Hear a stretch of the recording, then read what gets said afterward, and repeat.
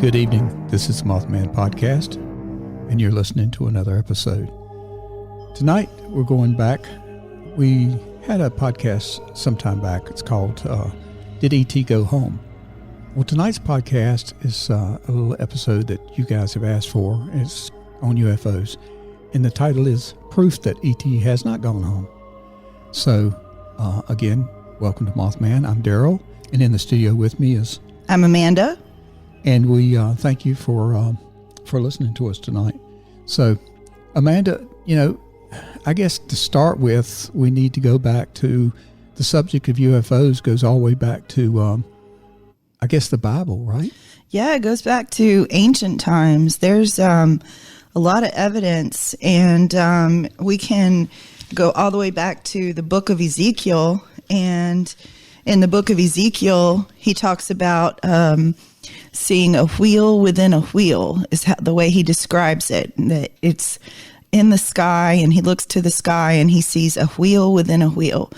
And he talks about, he sees these, he calls them living creatures, and says that they have 4 faces and wings, and that they travel with this wheel within a wheel.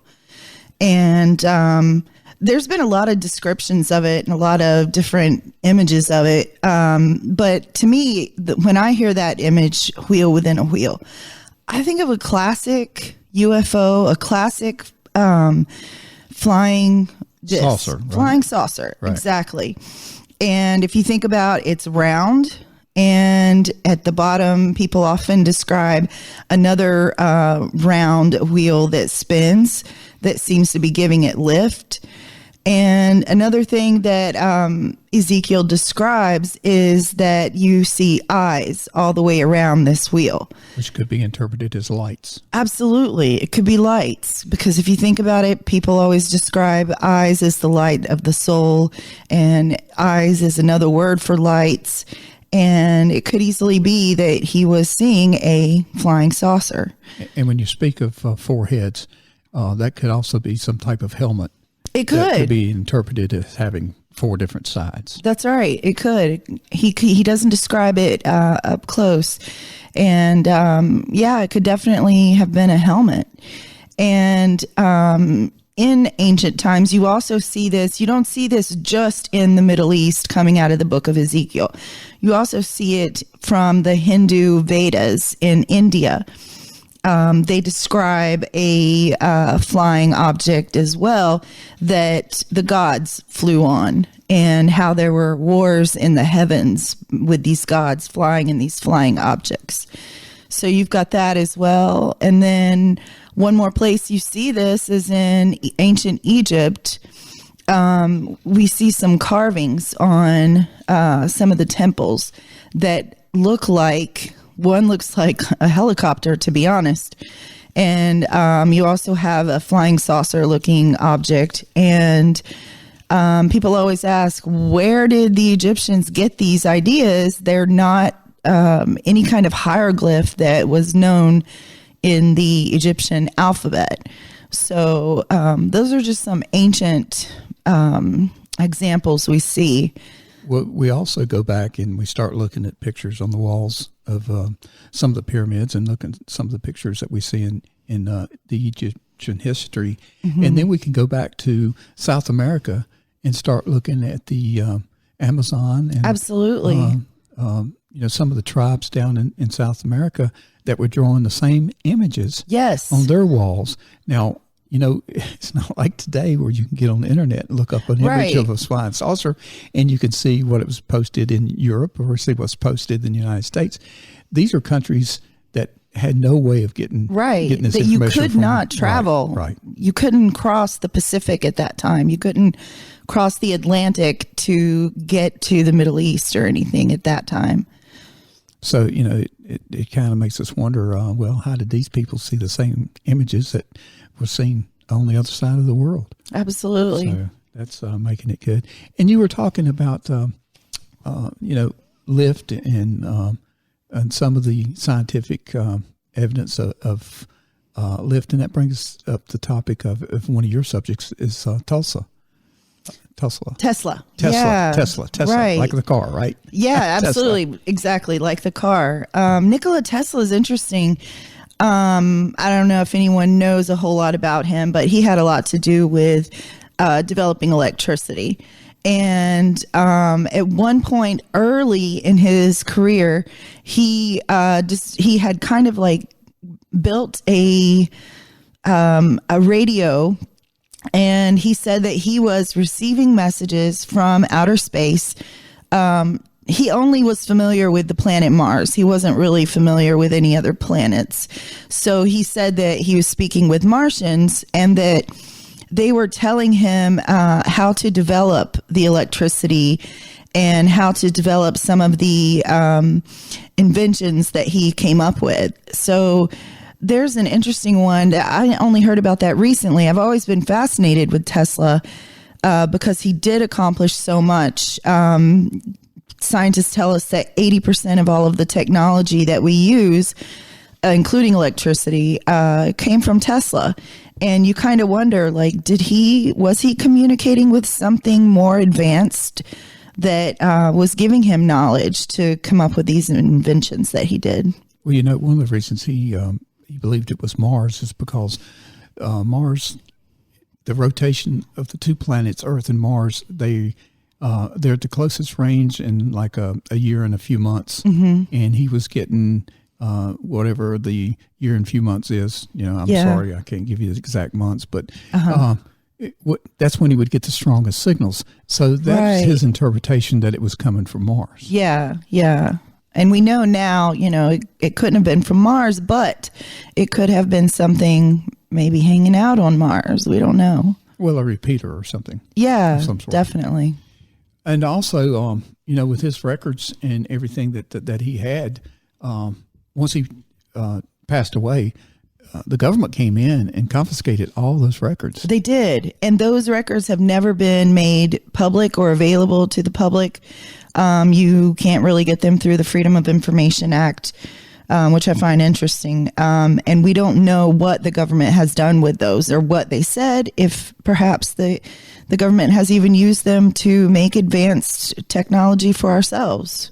And getting back to the subject that E.T. has not left, is in the fact that, you know, most European countries are more open to their population about the subject of extraterrestrials. And the U.S. is kind of hiding stuff. They feel like the American people can't handle this. And I don't know if it's due to manufacturing. They don't want to put our oil or our coal or our industries in jeopardy by saying, hey, well, there's something out there. But now they're starting to open up a little bit more. Yeah. There's a lot of documented proof. Now, this was a CNN interview with a gentleman who was in charge of one of the, operations that tracked UFOs in the United States. It was called the Advanced Aerospace Threat Identification Program. And that's the program that's now has been made public. It followed Project Blue Book, which I'll talk about in just a few minutes. But let's listen to this interview with NBC with this gentleman. I believe you have his name. Yeah, his name is, I'm sure I'm going to mispronounce it, but it's Luis Elizondo. More fitting this week, given new revelations of possible UFO sightings. A recent report by the New York Times unveiled the existence of a real-life X-Files department. It's a 5-year secret government program to investigate mysterious flying objects, and especially focused on encounters by members of the military, like this one. My gosh. They're all going against the wind. The wind's 120 knots to the west. Look at that thing, dude. We're going to talk about that in a second. The man who ran that secret program now says the existence of UFOs have been proved beyond reasonable doubt. He joins me now, Luis Elizondo. Thank you for joining us. Tell me why you ended up working for a program that the Pentagon didn't even want to admit existed. It was the Defense Department's Advanced Aerospace Threat Identification Program. It wasn't UFO hunters. You were looking for explanations to things that were unexplained. Yes, that's correct, Mr. Velshi. We basically were brought into the program initially to identify and try to figure out some of these phenomena that were flying around our military aircraft and our locations, and basically try to collect enough data where we could make some positive analysis and identify what these things were. The things that have been reported are that it was $22 million spent over a few years. It was people like you who had other jobs in the military but sort of came together to try and figure these things out, and that there were facilities that were leased and built to hold things that were found. What can you tell me? What can you tell me about what this program did? Sure. Well, first and foremost, just so your viewers understand, I still hold a security clearance. Sure. So there are certain things I unfortunately will not be able to talk Understood. about. And because I'm no longer employed with the U.S. government, you're going to have to bring up some of these questions with the U.S. government directly. But I can tell you from our perspective, since 2008, we collected a lot of information. Frankly, it wasn't just eyewitness testimony. It also included signature data from radar, video as well. It also included other eyewitness testimony from radar operators that were on scene, air traffic controllers. And so basically we put all this information together to try to identify if we could a signature, basically something that gave us a common picture of what we were looking at. And in many cases, we weren't able to find what that was. So it didn't match any signature of an aircraft or a drone or a missile or anything else from a DOD or Department of Defense perspective that we would normally be looking for. I want to ask my control room to put that video up again of the F-18s off of San Diego that had intercepted something that they say looked like a Tic Tac, a big flying Tic Tac. Part of what you learned is that there were things out there, and sometimes there's no logical explanation, but that had great velocity. They operated at great speed, unusual shapes, no obvious method of propulsion, no obvious method for lift, even though things would just hover there as if they were a helicopter. Now, it doesn't mean it's alien, but it means that it's unexplained, right? Yes, that's correct. What it simply means is that we don't know what it is. It doesn't match any profile of any known aircraft that we have, and we think that others might have as well. So the bottom line is we don't really know what it is, but it is maneuvering and operating in a fashion that really is very uncharacteristic of anything that we have seen flying before. What keeps you up at night? What did you leave thinking the most about? What's the thing that what's the question, the big unanswered question that you have? I think the one thing that kept me up at night was the inability for me to be able to inform my boss, the secretary, of some of the specific findings that we were coming across. I think our Secretary Mattis is an amazing human being. Frankly, if you ask me, he's a hero, national hero. And I've served some time with him before in combat theater. So I know the kind of man he is, and I think he is a man who rather have more information, not less. And the bureaucracy in the Department of Defense really limited our ability to keep leadership informed of what we were seeing. You're a military man. You didn't go into this with preconceived notions. Do you believe that aliens have been to Earth, or that some of these things we've seen are non-Earth, they're aliens? Well, for precisely that reason, we tried to keep all speculation out of the calculus of what we were looking at. The two principal things that we were trying to identify is, one, what is it, and two, how does it work? And then hopefully by answering those questions, we would be able to ascertain later on, or perhaps smarter folks than us, determine who's behind the wheel and what their intentions might or might not be. I read one article where it said it's as if you gave it's as if somebody were to give Leonardo da Vinci a garage remote door opener, and he'd have to reverse engineer, what is this plastic, what does it do? He wouldn't know anything about it, but you'd have to figure it out from what you had. That's correct, but I'll tell you too, I think in the defense of the program, we actually have some very interesting, I believe, and some very nuanced observations that are now for the first time allowing us to have a better collective understanding of just how it works. So the big question of what it is, well, we're not quite there yet, but I think we're a lot closer now to how it works, some of the advanced physics, than we were just even 2 years ago. I think we have some very interesting conclusions where before maybe we were trying to identify 5 separate exotic technologies to explain what we were doing. I think we've come to the point now where we begin to realize it's really all a manifestation of potentially a single technology. Wow. All right, Luis, I know you can't tell us everything about it, but there's lots of stuff out there recently that I think folks should read. Really fascinating. Thanks for being with us. Luis Elizondo is a former Pentagon official who led the effort to investigate UFOs. You know, there's 2 interesting topics that came out of that conversation. One is they built a building apparently to house things that they find. Yeah. I would like to know, what did they find? And where's that building? Where's that building? Okay. Probably Area 51. That would be my guess. But one of the things that, another thing he brought up is that he could not tell his boss man. That what he was finding, you know, and that's, and I see that a lot in when it comes to the government and information about things that really happens to us. Well, I know that they the project generated 490 pages of a document that the report has never been released to the public.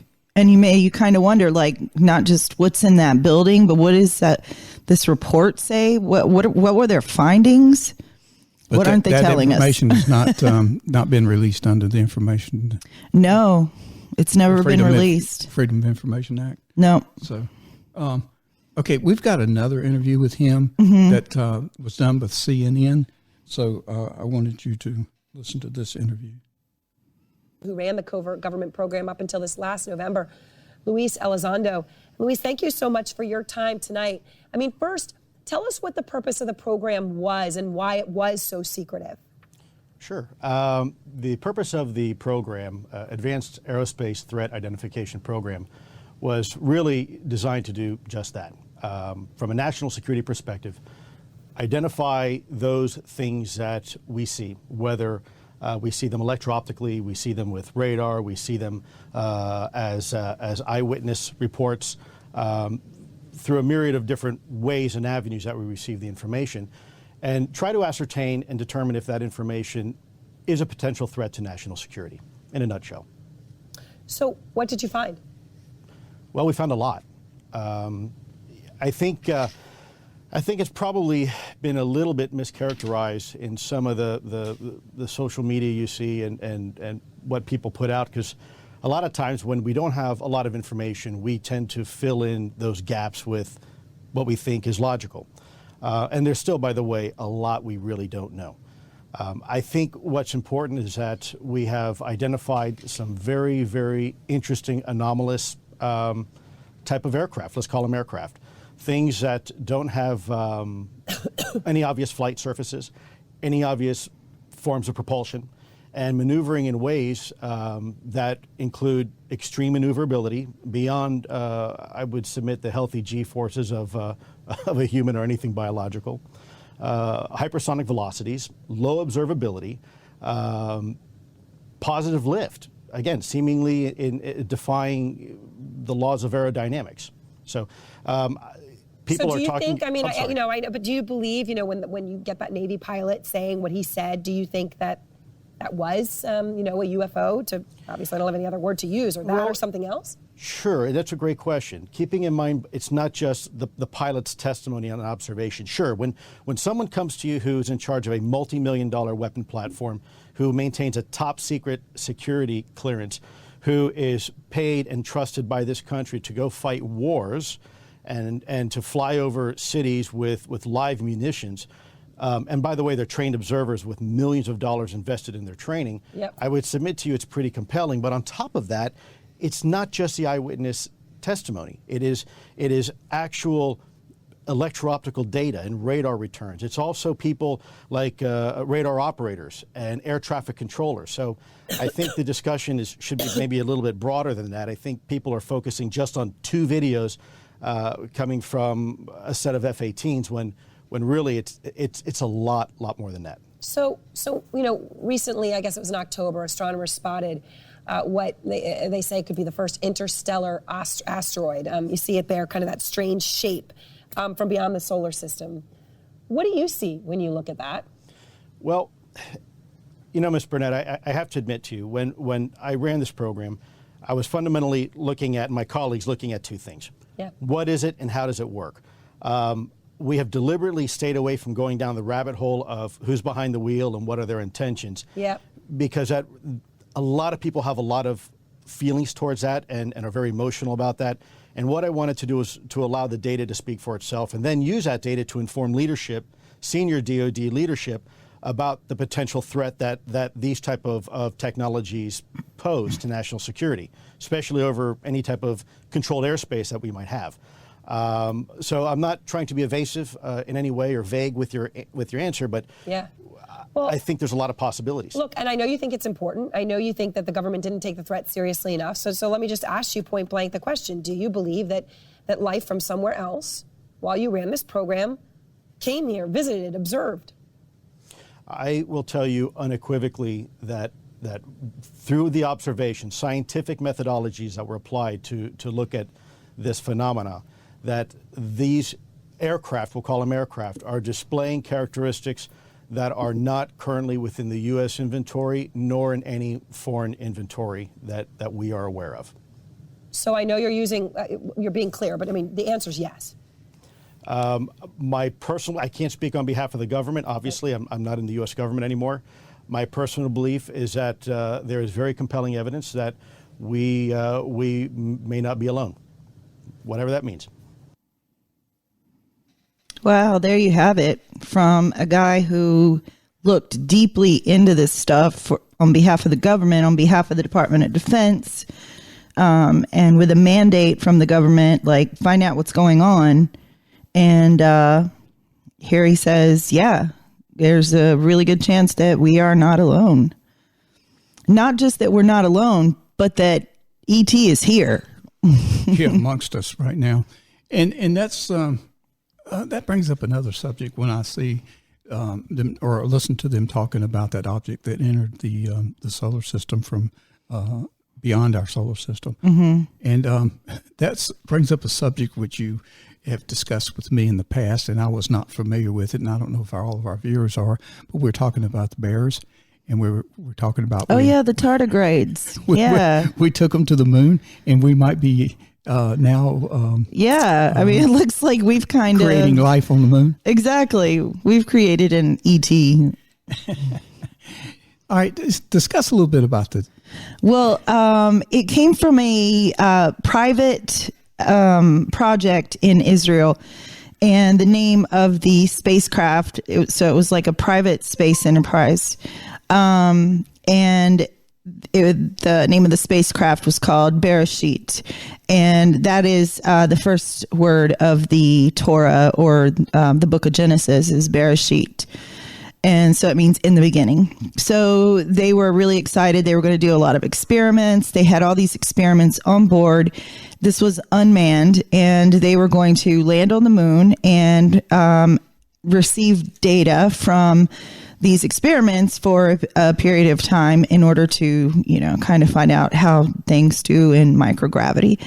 So they had a little accident, though. When they tried to land the Bereshit, it crashed onto the moon, and which wasn't a big deal, except for a mass loss of money, and a loss of all of these experiments.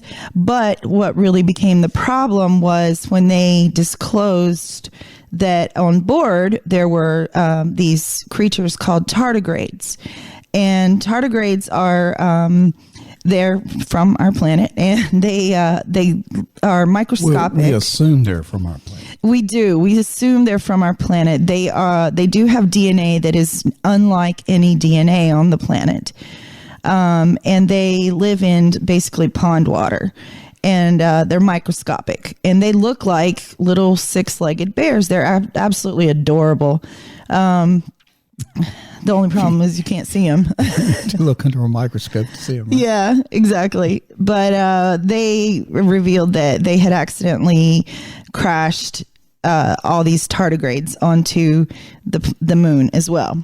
And so scientists started scrambling, going, what in the world is going to happen now? Like, are we going to be colonizing the moon? Because these creatures can withstand anything. They have gone up on our spaceships, not on purpose, but just because they're microscopic and live within water. If there's a drop of water, you could easily have a tardigrade. And they have gone up into outer space, been in orbit around the planet, and then they've survived re-entry back onto the planet, which is amazing. Yes, mentioning the heat that's generated on re-entry. So it can withstand tremendous cold. Yeah. And it can withstand tremendous heat. Tremendous heat. So they've dug them up in ice cores from the both ends of our planet, and they're thousands and thousands of years old, and they've thawed them out and they're alive again. So these are things that you can't kill. And they're on the moon now, and we just don't know what the implications of that is going to be. Well, that's very interesting because, it's that's another thing. Even not only is ET not going home, but we're probably taking ET to another planet. That's right. So, or to another entity, which means the moon. I can't say that's a planet, but it's another entity. I mean, you have to think, we, especially now that we are going further and further into our solar system, we've got to be careful. We can introduce a virus by accident. We can introduce some other microscopic organism, and it could be very, very bad for any of these planets that have no exposure to what we have on our planet. I agree 100%. Now, we were just talking about some of the new investigations into UFOs, and I just wanted to bring up this past investigation which took place in Project Blue Book. And Project Blue Book came about after the 1947 incident, which took place at Roswell area.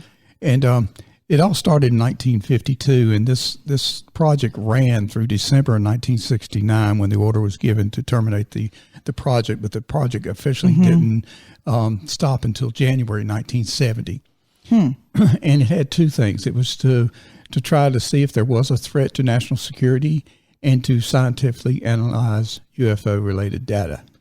Well, I looked into this under the Freedom of Information Act, and I found this was nothing more than a PR stunt by the United States Air Force. A lot of the people that were in charge of the project really didn't believe in the project. They were not to their orders were to not to find anything. Okay? Oh, wow. So that was the whole project, was do not find anything. So this Freedom of Information and all this related information that's been released, it's just a joke.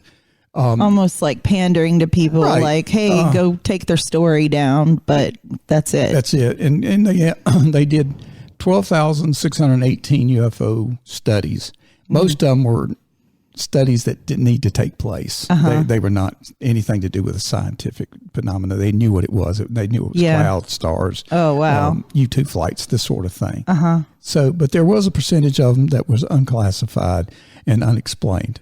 Or classified and unexplained. But they really didn't get into the research. And this was due to the fact that to most of the people that were within the project, they were not scientists to start with. They were Air Force investigators. What? And I've got air quotes here. Yeah. Investigators. They were just airmen, okay? And they were thrown into the project to go out and say, tell me what you saw. And so they were not really trained to get into the scientific background that they needed to get into. And you said a lot of them didn't believe it anyway. Yeah, and they were investigating something like over 40 to 70 cases per month. That's way too many. I mean, that's a just lot. Every time somebody saw a flashlight in the woods, they went out and investigated it. Yeah. And that's way too much. So they spent too much time on probably investigations that they should not have even tried to look into. Yeah. And they took a basic attitude and approach that was illogical and unscientific. So it was not really a project. And one of the reasons I wanted to bring this up is because back in 1966, there was a string of UFO sightings in Massachusetts and New Hampshire, and it provoked a congressional hearing. Well, the Air Force went out and said, oh, well, this was a training exercise. Well, it was proven that it was not a training exercise. Oh, wow. Some of the police officers that actually saw what happened, they were discredited by the Air Force, and excuse me, and kind of ruined their whole careers. And also, there was information and proof where the Air Force went around and gathered up all the evidence and told people, do not talk about this. You didn't see anything. Yeah. It was another proof that they were trying to cover up whatever was out there. Yeah. Whatever really happened. And that was a really incident that took place. But they got all the records, told the newspapers and threatened the newspapers not to publish anything about it. And so it was Project Blue Book is the biggest joke that there ever was. Oh my gosh. And so maybe now when they're doing the investigations, they will actually bring out what really is going on, and they won't take the mental attitude that, hey, listen, the general says we don't find anything, right? So it doesn't matter what the evidence is. Well, you mentioned the Freedom of Information Act. Going back to the Advanced Aerospace Threat Identification Program, I did see that there was one thing that did come out in the Freedom of Information Act.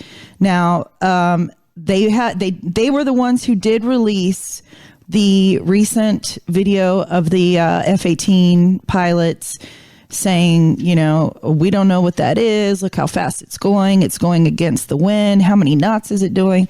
So I think there's 2 videos. The only other thing that has been released was a list of 38 research titles that the program pursued. And these are interesting because it kind of hints at, did they find enough to start researching these things? One of the research topics was traversable wormholes, stargates, and negative energy. Another one headed by a German scientist was, so we were sharing the information with certain people. This one was called invisibility cloaking. And he was at a science institute in Israel. No surprise there. And then there was another guy looking into theoretical quantum optics, whatever that is, which he was saying he was trying to create an invisible hole in space inside which objects can be hidden. So that's really interesting.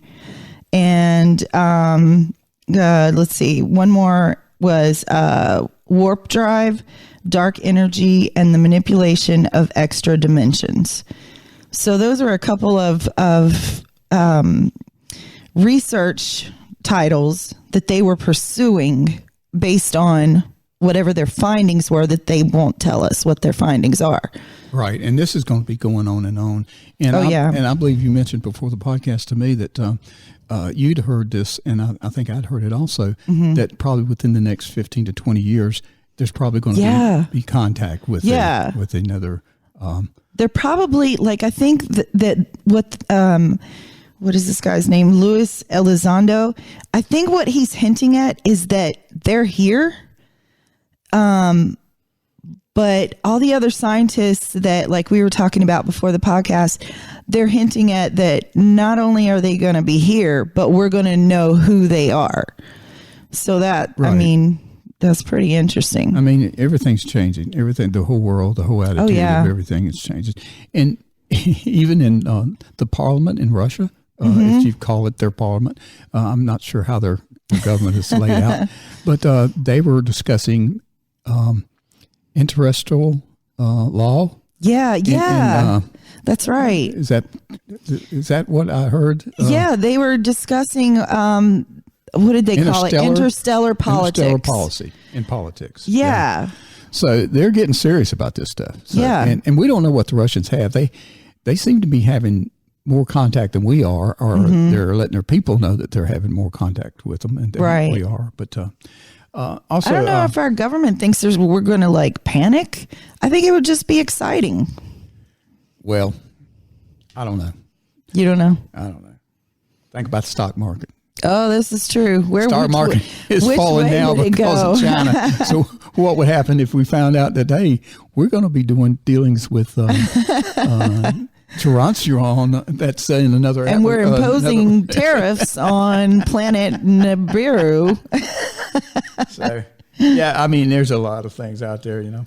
Another person that's been doing some discussions about this is a guy by the name of Roger Hustings, and I think that's how you pronounce his name. I'm really bad with names. But CNN did an interview with him because they had a press conference about aliens, and aliens been seen over our nuclear facilities and this sort of thing. So this is a press conference that CNN done with this individual. Morning, weekday, 6 a.m. Eastern. What's your theory behind what's going on here with these sightings? Documents released via the Freedom of Information Act confirm that these types of incidents have occurred going back to 1948. The documents describe saucer-shaped objects whose capabilities are vastly beyond anything that we have, the Russians have. I think the logical explanation is we're dealing with visitors from somewhere else. Regardless, there are a number of cases now. I've interviewed over 120 former or retired Air Force personnel who've talked about UFO incursions at missile sites, at nuclear weapons storage areas. The incident at Malmstrom Air Force Base, Montana in 1967 did involve the appearance of a saucer-shaped object above a nuclear missile launch site. Seconds later, all 10 of these missiles controlled by this site malfunctioned. And the two officers involved, including former Captain Bob Salas, who was at the press conference on Monday, by the way, testified that he was sworn to secrecy and told never to discuss this. He kept his silence until 1996. All the gentlemen who appeared with me at the press club believe the American people have a right to know the facts. But they didn't necessarily believe that theory about why those 10 nuclear sites were deactivated. Why do you believe so strongly that that was truly happening and that it was the result of UFOs as opposed to, let's just say, a malfunction or a military exercise? Well, what you've just said is not entirely correct. They all agree that there was no technical explanation for what occurred. In fact, the engineering reports from Boeing Corporation stated just that. In fact, all 7 of the persons who appeared with me believe that we are dealing with extraterrestrials. Some of them stated it explicitly at the press conference. What they do not necessarily agree with, 3 of the 7 agreed with me that these probably these actions represent a signal being sent. I'm of the opinion that whoever are aboard these craft are telling us and the Russians, because these things have taken place in the former Soviet Union, that humans are playing with fire by possessing and threatening to use nuclear weapons. That is speculative on my part. I've always made that clear. But the persons who were at the sites, who witnessed the craft, say that there is no technology on Earth that could account for what they witnessed. Your press conference yesterday, Robert, certainly sparked an awful lot of conversation around our offices yesterday. We were talking about this throughout the day, and it raised a number of questions, such as, who are these aliens? Where did they come from? How did they get here? Why, if they have the technology to travel on an interstellar basis, do they care about what we're doing? I have a book called UFOs and Nukes. I devote an entire chapter to attempting to answer the questions you've just asked. I think most of the answers to those questions are in the realm of speculation, frankly. We don't know. The people at the Pentagon and the CIA and the Kremlin may know the answers to your questions. However, what I simply point out is that you have countless incidents now, and I've investigated over 100 of them and have over 100 witnesses, indicate that craft of vastly superior capabilities have been monitoring the U.S. nuclear arms program since the 1940s, and on occasion, according to these ex-military personnel, have tampered with the weapons.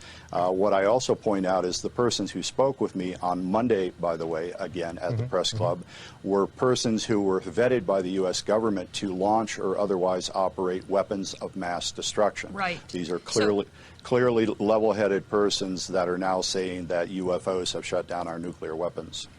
So the question remains then, I mean, this has been the subject of conspiracy theories for decades, as you referred to the Freedom of Information Act freeing up some of this testimony so that people can read it. What does the government have to gain by blanket denying that we've ever been visited by UFOs? The RAND Corporation, which is a think tank, did a study for the Air Force in 1968. The Brookings Institution, which is a think tank, did a study for NASA in 1959, I believe, in which they said basically if extraterrestrials are here, governments have nothing to gain and everything to lose by admitting that without knowing the full intentions of whoever might be here. Are they hostile? We don't know. Do they intend some nefarious activities toward humankind? We don't know. So basically, you know, the odds that the U.S. government is going to admit that there are craft flying around American airspace that run rings around our own aircraft, literally, and we hope they're friendly because we can't control them. And, oh, by the way, they seem to be interested in our nuclear weapons and seem to be shutting them down from time to time. The government has everything to gain by keeping quiet about that.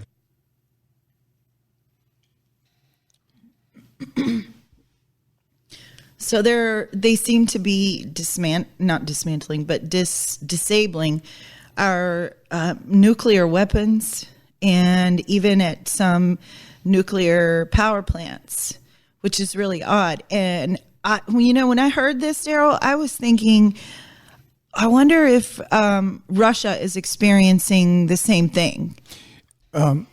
And yeah, I agree with you 100%. There's a little extra I want to add here. Here's a couple of excerpts from the press conference. And witness testimony from former or retired U.S. military personnel confirm beyond any doubt the reality of ongoing UFO incursions at nuclear weapons sites. When I say UFO, the witnesses have described these craft as disc-shaped or cylindrical-shaped or spherical. These objects are capable of both hovering and high-velocity flight, usually completely silently. Over the past 37 years, I have personally located and interviewed more than 120 of these former or retired military personnel, all of whom report UFO incidents at one or more of the following locations: nuclear missile sites, nuclear weapons storage areas, and nuclear weapons test sites in Nevada and the Pacific during the era of atomic atmospheric testing. Sometime in the evening hours on March 24th, I received a call from one of my topside guards. This was the base commander from the stating that they had been observing strange lights in the sky, making odd maneuvers, and wanted to report it. I thought it was kind of a strange report, but I took it seriously. You have to understand we were protecting nuclear weapons, and the reports we generally got were very professional.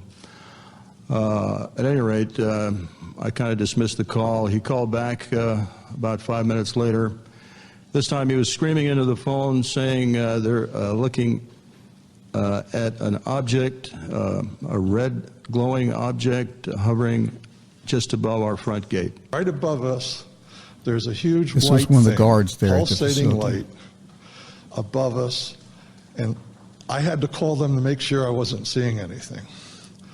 Upon prodding, he told us it was shaped like a fat cigar. I think he said a pregnant cigar. White pulsating light. Between the pulsations, he saw red and blue lights. It was silent because I prodded him saying, is it some sort of helicopter? He said, no, it's very silent.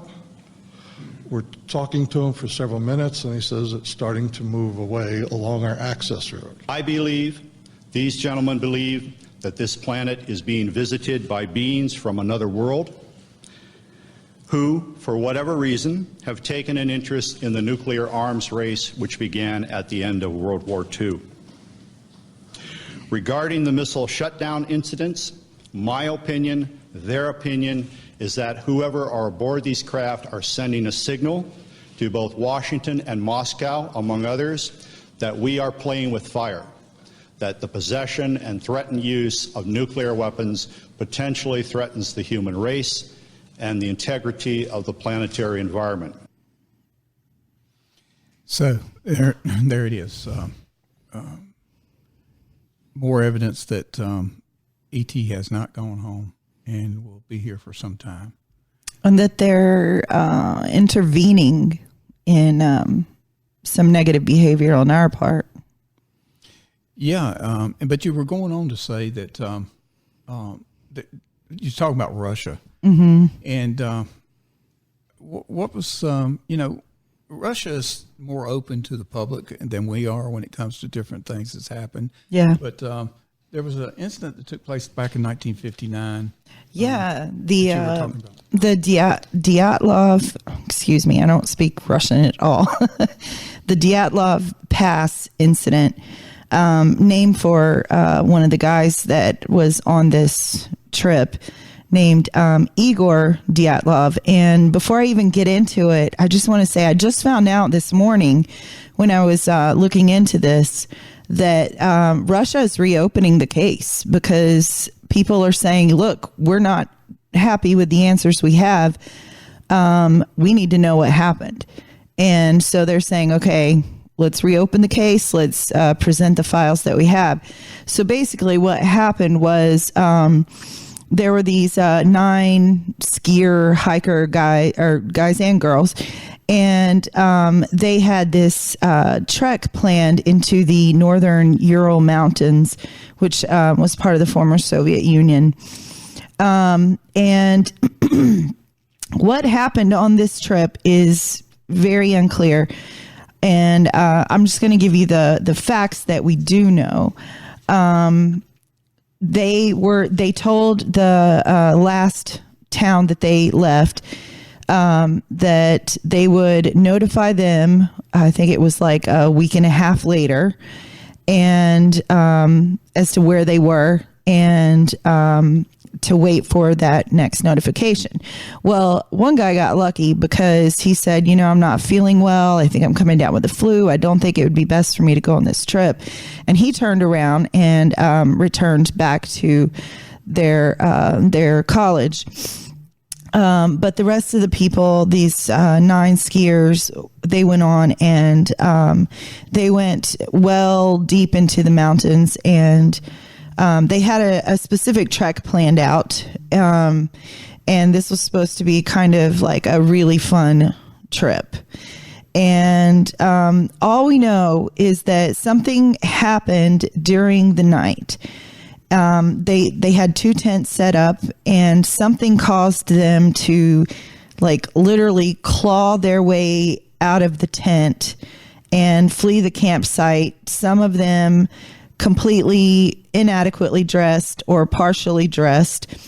There were barefoot footprints as well. And then there, down the slope from where their campsite was, there was a small campfire. There was evidence that someone had climbed a tree, whether to escape something, we don't know, or perhaps to get a bird's eye view. We don't know, but 2 of the individuals were found there. They had been covered up and their clothes taken. So it looks like that perhaps some of the other individuals in the party who didn't have adequate clothing took their clothing because one of the girls was even found with a parka wrapped around her foot because she didn't have an extra shoe. So when they did the autopsies, they found that 6 had died from hypothermia, which you would expect. It was below, it was negative 30. What was odd was, why did they leave their tents when their tents were heated and they had plenty of clothing in there? So something caused them to run out of their tents and die from hypothermia. Now, where it gets really weird is that I think it was 3 or 4 of the other people in their party had wounds that the coroner said was consistent with the force that you would receive in a massive car accident. So they had fractured sternums, fractured head, broken bones all over. So it's unclear why that would happen. And out of that group of people, so they had kind of split off with one group dying of hypothermia, one group having all this physical trauma. And in the physical trauma group, 2 people were missing their eyes, and one girl was missing her tongue. And there's no understood reason why this combination of events happened. Now, the coroner also noted that some of them had skin that was kind of tanned, and 2 of the individuals, their clothing tested positive for radiation. So this is really odd. Now, there was also a indigenous tribe in the area, and they reported that the night that the hikers had died, there were lights that they could see over the pass. They were like green and white lights moving around and lighting up the sky over the pass. And this was not something, I mean, these people lived out here in the wilderness, and this was nothing that they had ever experienced before. So after the coroner got involved, the military then got involved trying to look into this, and they tried to explain it with, oh, maybe there was an avalanche, and they're like, but these people weren't buried under the snow. So, you know, no explanation has worked so far. And what a lot of people think is that perhaps there was a UFO that either accidentally irradiated these people or something happened. But that's the Dyatlov Pass incident. But it has been classified a UFO incident in Russia. It has by some people. It has. The government classifies it as still a mysterious event, which is why it's now being reopened all these years later. Okay. Now, this is a FBI file. They found a case file, and so I want you to Bureau's most notorious cases. CNN. Guess which is the most popular file? John Dillinger's? Jimmy Hoffa's? Nope. Since we opened the vault, it's been this memo about flying discs or flying saucers, and it relates to an allegation that we heard from a third hand, saying that the Air Force had found a couple of saucers out in the New Mexico desert. No, can't be. I mean, most people want to read about Machine Gun Kelly and Al Capone, right?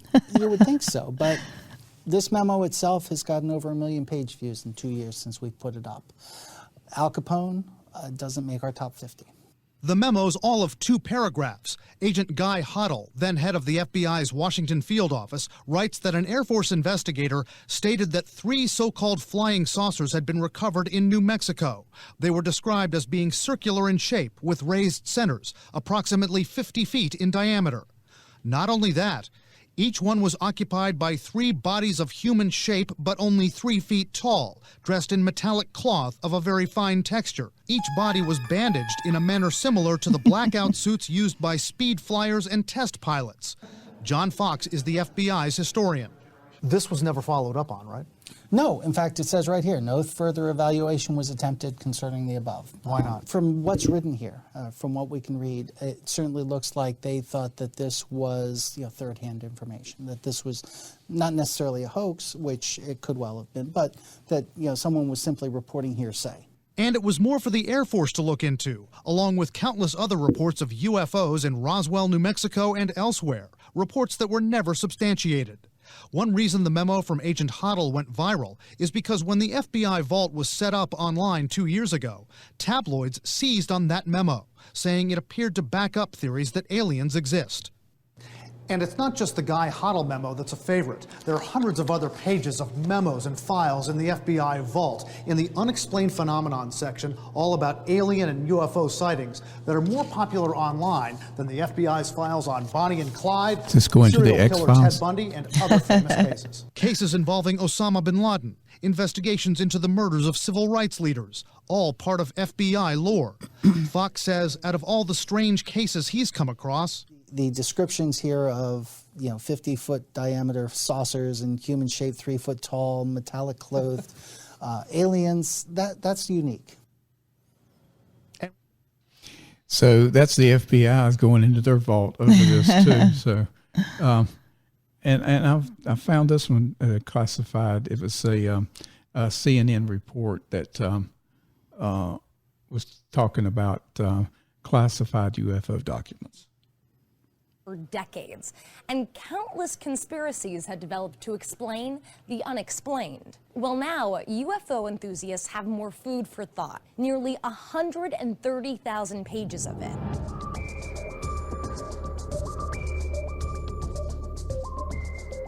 The Air Force has recently made public Project Blue Book, an archive of UFO reports and investigations dating back to the 1940s. The report includes more than 12,000 sightings made by military members and civilians. While most of the cases were explained as either satellites, weather balloons, high-flying jets, or even meteors, still hundreds of cases remain unidentified.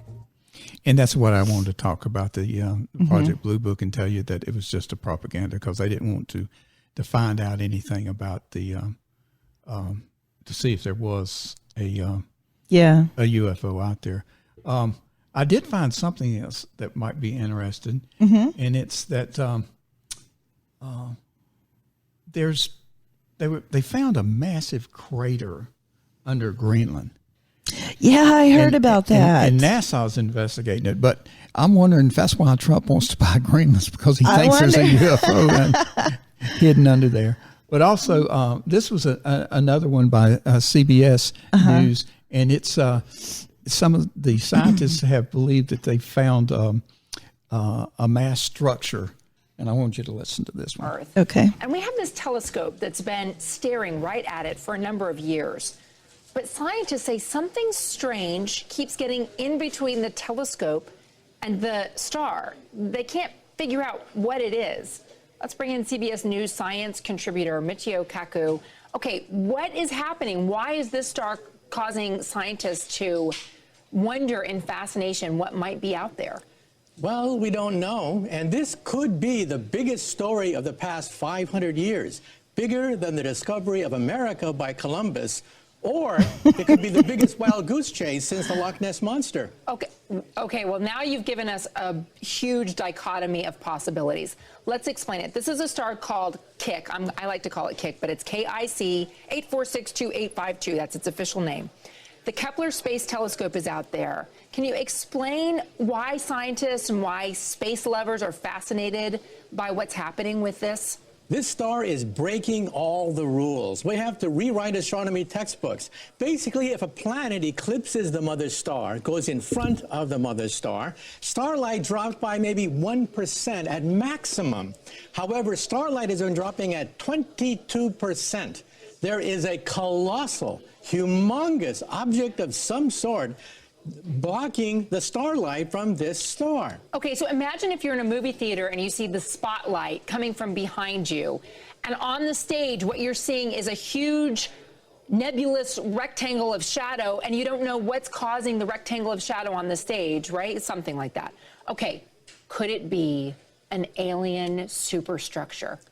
That's what we're speculating. We've ruled out all the usual suspects, rogue planets, comets, asteroids. What's left but Star Trek? We're talking about what is called a Type 2 civilization that could build a gigantic sphere, perhaps bigger than Jupiter, to absorb starlight. And speculation. This, of course, is science fiction, but here we are staring at it, and we have no logical explanation other than to assume that perhaps, just perhaps, it's made by a civilization a few thousand years more advanced than ours, like the Federation of Planets. Wait, does that put us back in like Cro-Magnon status? Well, compared to them, yes. We are what is called a Type 0 civilization. We get our energy from oil and coal. Type 1 would be like Buck Rogers, planetary civilization. This civilization is stellar. They can manipulate the energy of a star if it pans out. Okay, so I'm left baffled because they also spotted this star in 2009. This is October 2015. Why are we just talking about it now? Because as Carl Sagan said, remarkable claims require remarkable proof. If you're going to say that this discovery ranks with the discovery of America by Columbus, if it's on that kind of scale, you better be sure that it's not some kind of hoax or some kind of dust on the telescope. And if this potential hypothetical civilization is 1,000 years more advanced than we are, why haven't they made contact with us? Are we as human beings just not ready for that? Well, if you go down a country road and see an anthill, do you go down to the ants and say, I bring you trinkets, I bring you beads, I give you nuclear energy, take me to your ant queen? Or you have this politically incorrect urge to step on a few of them? Yeah, right. That's a very good point. It's equally as good as my theater metaphor. Mm-hmm. Right. I like both. So why should they land on the White House lawn? We have nothing to offer them. If they can build an object bigger than Jupiter, I mean, we have nothing to offer them. Are we going to get answers in our lifetime about this? Well, next we're going to focus our radio telescope to see whether we can eavesdrop on their I Love Lucy. Maybe they too have, Leave It to Beaver and TV shows like that. So we're going to focus our radio efforts now on this star to see whether there's any regular radio emissions from that planet. Oh, it's so exciting. Mitchio, thank you so much for joining us. Yeah, my pleasure. And we will keep you posted on this one. They've already found it. It's a nebula. Sorry to spoil you. Oh, man, you spoiled my night. I'm so sorry. So they found it. It was another. Yeah, it was a nebula that was moving, just basically a dust cloud moving in between us and the planet. Oh, wow. I know. Here I was thinking of Star Wars and the big planets going to be coming. They're going to be coming soon. Don't worry. ET is already here. I hope ET can fill us in on what we need. Amanda, that's about an hour of what we've got for the people. Have you got something you want to close with, or yeah? Can I tell my Carrie Mullis story real quick? You can tell that, and also I believe you said you've seen some lights in your. I did.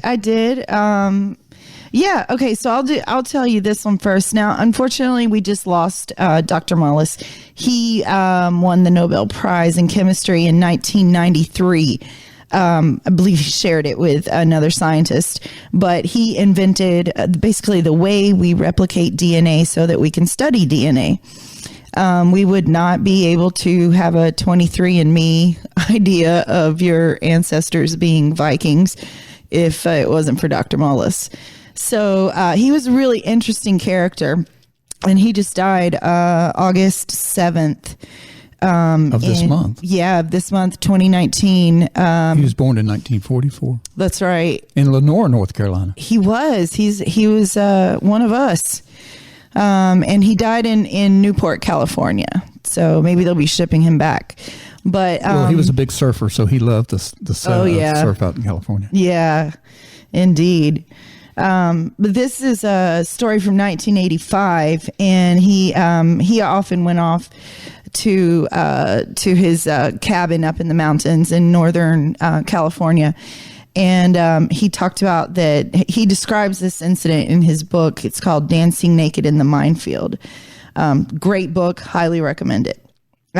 He said that he was spending the weekend at his cabin, and he arrived about midnight on Friday and turned on the kitchen lights and put his bag of groceries on the floor and took his flashlight to head out to the outhouse. It didn't have a bathroom inside.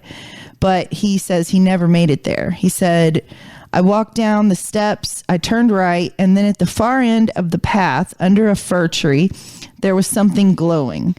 I pointed my flashlight at it anyway, but it only made it whiter where the beam landed. It seemed to be a raccoon. I wasn't frightened. Later, I wondered if it could have been a hologram projected from God knows where. The raccoon said, "Good evening, doctor." The next thing I remembered, it was early morning, and I was walking along a road uphill from my house, and what went through my head as I walked toward my house was, what the hell am I doing here? I had no memory of the night before. I thought maybe I had passed out and spent the night outside, but nights are damp in the summer in Mendocino, and my clothes were dry, and they weren't dirty. The lights in Mullis's cabin were still on as he'd left them. His groceries were on the floor, but not cold anymore. And his flashlight was missing permanently, it turned out. That afternoon, entering the woods on his property, he felt overwhelmed by panic and he didn't understand why, and he ran. Even long after the incident, he couldn't bring himself to enter the woods alone. A year or so later, he did go into the woods by night. This time, he was armed with an AR-15 rifle and a fantasy of himself as John Wayne. He screamed things like, "Get the F out of my woods," at whatever might be lurking there. Then, he said, "My D-cells cut a clean beam into the darkest part of the forest. There was a giant hollowed bay laurel growing right out of the little waterfall full of ferns. I was 50 feet away from it. I loved it, but it had become the focus of my fear. John Wayne, at my side, wearing the same kind of hat I had donned for the occasion, said, 'Let him have it, kid.' And I opened up with the AR-15 and riddled the area of the laurel. 'Blow him to hell, kid.' After which, Kerry Mullis was no longer afraid to go into his woods." So he apparently had this incident, and then he says that a couple years later, in 1987, he was in a bookstore, and he saw the book Communion sitting on the shelf, which is by Whitley Strieber, and it's a very famous book on UFOs and extraterrestrials. And he said when he saw the cover, he couldn't stop staring at it. And he said, "Oh my God, that's it. That's what happened to me." So, 1993 Nobel Prize winner in chemistry. He's one of the thousands and thousands who have had one of these experiences with an extraterrestrial. Wow. And I guess that gives us something there to believe in, that if someone of his caliber could see a UFO, who are we to judge that he didn't? Absolutely, because he's definitely a credible witness, as they say. Okay, and you said that you've seen some lights in your past, is that correct? Yeah, I had a really strange incident that at the time I didn't understand, because I don't know how many of you guys know, I grew up in Italy until I was 13. So I didn't really have a lot of the exposure to things like paranormal or extraterrestrials. I mean, other than knowing what a ghost was. I don't know that I had even ever heard of an extraterrestrial or a UFO, not in any serious way. And we had just moved back to the U.S. and I woke up in the middle of the night and, needed a drink of water and go to the restroom kind of thing. And I walked past the kitchen window, and we lived in front of a horse pasture. And of course the horses were in the barn at night. And I saw these 3 red lights hovering over, like as people describe, silently, completely silently, and without moving over this horse pasture. And I remember looking, going, have they installed some really tall lights over this horse pasture? Or what are these lights? So I stared and stared for probably 15, 20 minutes. And then I had to use the bathroom too bad. So I ran, and I thought I'll just go real fast and then I'll come back and I'll keep looking and see if I can figure out what that is. Because for some reason it really intrigued me. It wasn't like, oh, there's some lights. It was like, what is that? What am I seeing? So I came back, and at that point they were completely gone. And I've never seen anything else like it. I don't know what it was, but I was 13 years old and seeing some red lights over a horse pasture. Wow, you're lucky. I have not seen any. That's not that I haven't tried. I look up in the night sky a lot, but I've just never been able to see anything. I'm hoping someday. You got to find the right horse pasture. Yeah, I got to find the right horse pasture. Amanda, I've really enjoyed tonight. I think that we've put out some good information. I hope the public like the info that we've put out there. Definitely. Hope that you find it interesting. And I think we've presented some good evidence that whoever ET is, they're here among us, and they've definitely already made contact. And I agree with you 100%. So, Amanda, tonight I'm saying goodbye as Daryl. And I just want to say real quick, if you want to contact us at mothmanpodcast@gmail.com. And if you're on YouTube, make sure to like, subscribe, and leave us a comment. And I will respond to your comment if you talk to us. So definitely reach out and make contact. So until next week, good night from Daryl. Good night.